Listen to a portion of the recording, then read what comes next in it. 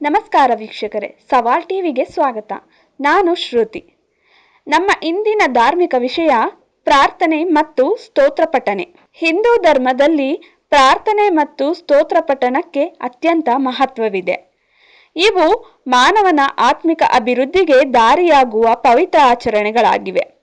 ಪ್ರಾರ್ಥನೆ ಎಂದರೆ ದೇವರೊಂದಿಗೆ ನೇರ ಸಂಭಾಷಣೆ ನಡೆಸುವುದು.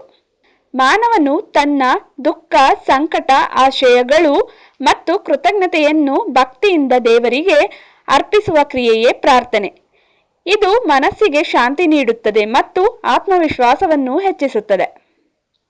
ಸ್ತೋತ್ರ ಪಠಣವೆಂದರೆ ದೇವರ ಗುಣಗಾನ ಮಾಡುವುದು.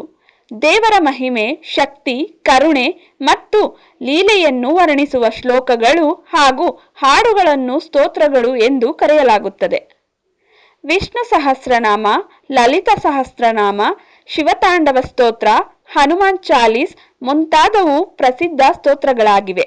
ಇವುಗಳನ್ನು ನಿಯಮಿತವಾಗಿ ಪಠಿಸುವುದರಿಂದ ಮನಸ್ಸು ಪವಿತ್ರವಾಗುತ್ತದೆ ಮತ್ತು ಏಕಾಗ್ರತೆ ಹೆಚ್ಚಿಸುತ್ತದೆ. ಪ್ರಾರ್ಥನೆ ಮತ್ತು ಸ್ತೋತ್ರ ಪಠಣದಿಂದ ಮಾನವನೊಳಗಿನ ದುಷ್ಟ ಆಲೋಚನೆಗಳು ದೂರವಾಗುತ್ತವೆ, ಒಳ್ಳೆಯ ಗುಣಗಳು ಬೆಳೆಯುತ್ತವೆ. ಜೀವನದಲ್ಲಿ ಎದುರಾಗುವ ಕಷ್ಟಗಳನ್ನು ಧೈರ್ಯದಿಂದ ಎದುರಿಸಲು ಶಕ್ತಿ ದೊರೆಯುತ್ತದೆ. ಬೆಳಿಗ್ಗೆ ಮತ್ತು ಸಂಜೆ ಸಮಯದಲ್ಲಿ ಪ್ರಾರ್ಥನೆ ಮಾಡುವ ಅಭ್ಯಾಸ ಮಾನಸಿಕ ಸಮತೋಲನಕ್ಕೆ ಸಹಾಯಕವಾಗುತ್ತದೆ. ಪ್ರಾರ್ಥನೆ ಮತ್ತು ಸ್ತೋತ್ರ ಪಠಣವು ಮಾನವನ ಆತ್ಮಶುದ್ಧಿಗೆ ಮತ್ತು ಜೀವನ ಶ್ರೇಯಸ್ಸಿಗೆ ಅತ್ಯಂತ ಅವಶ್ಯಕವಾಗಿವೆ. ಇವುಗಳಿಂದ ಮನಸ್ಸಿಗೆ ಶಾಂತಿ, ಧೈರ್ಯ ಮತ್ತು ಸದ್ಭಾವನೆ ದೊರೆಯುತ್ತದೆ. ದಿನನಿತ್ಯದ ಜೀವನದಲ್ಲಿ ಎದುರಾಗುವ ಸಂಕಷ್ಟಗಳನ್ನು ಎದುರಿಸಲು ಆತ್ಮಬಲವನ್ನು ನೀಡುತ್ತದೆ.